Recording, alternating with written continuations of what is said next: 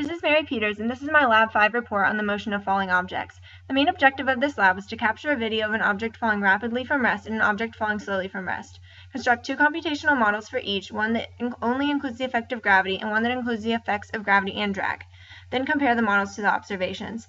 For both objects, the model including both gravity and drag better predicted the observations. The model including only gravity for the basketball did a better job of predicting its observed motion than the gravity model for the frisbee.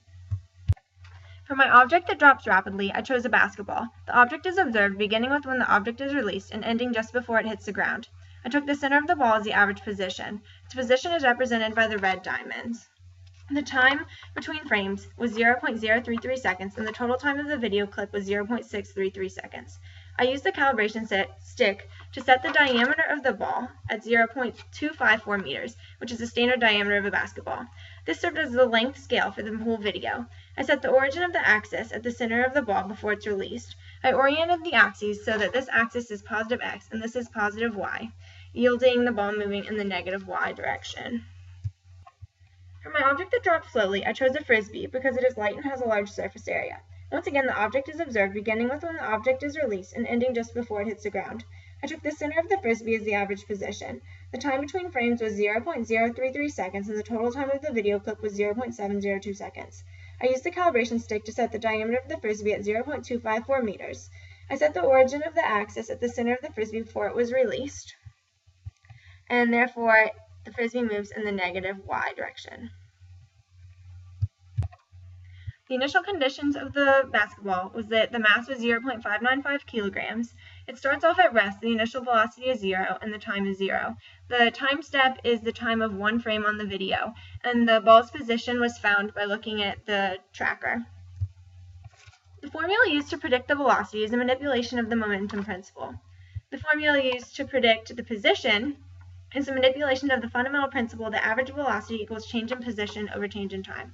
Fnet was set equal to the force of gravity because this model is only including the effects of gravity. So if we run the model, you will see this arrow represents the force of gravity. The best way to compare the model and the experiment is to plot both the data and the predictions on the same graph. The model with just the effects of gravity is actually a very good prediction of the motion. Even though a drag force is present, it must be small. Drag is larger for lighter objects. Since the ball is very heavy, the drag is probably very small. I made a model of the ball using both gravity and drag. The same initial conditions and update equations were used, and the only change was in Fnet. Fnet now equals the force of gravity plus the force of drag. Fnet now includes a drag force whose direction is opposite to the direction of the object's motion and whose magnitude is proportional to the object's speed. So you can see we have this drag force right here. When the small drag force is added, the model better predicts the motion. A small change in Fnet affects the change in momentum, which affects updated position. Therefore, by adding a more accurate Fnet, there's a more accurate position based on the momentum principle. So this data correlates better than just the gravity. The frisbee was also modeled just based on gravity. It starts at rest, and the position starts at 0 as well, which can be seen by an analyzing tracker. The time step is the same, one frame, and the frisbee's mass is 0.130 kilograms. The same forces and update equations were used as were used for the basketball. When comparing the model for the frisbee based off of just gravity with the experimental results, we can see that the model is a poor predictor of the object's motion. The acceleration of the object in the model is constant because the net force is constant. In reality, the object experiences a drag force as well. This drag force isn't constant. It increases with the speed of the object. Towards the end of the video, the acceleration begins to decrease and the velocity begins to level off as the object approaches its terminal velocity, which is the velocity where the drag force equals the gravitational force and the object has reached its maximum speed. Terminal velocity would be represented by a constant slope. I then modeled the frisbee using both gravity and drag, so the same initial conditions and update equations were kept. The only difference was Fnet was now gravity plus drag. So here is our drag equation. When comparing the model that includes both the drag and the gravity, comparing it to the experiment, we see that the model is a much better predictor than just the gravity was.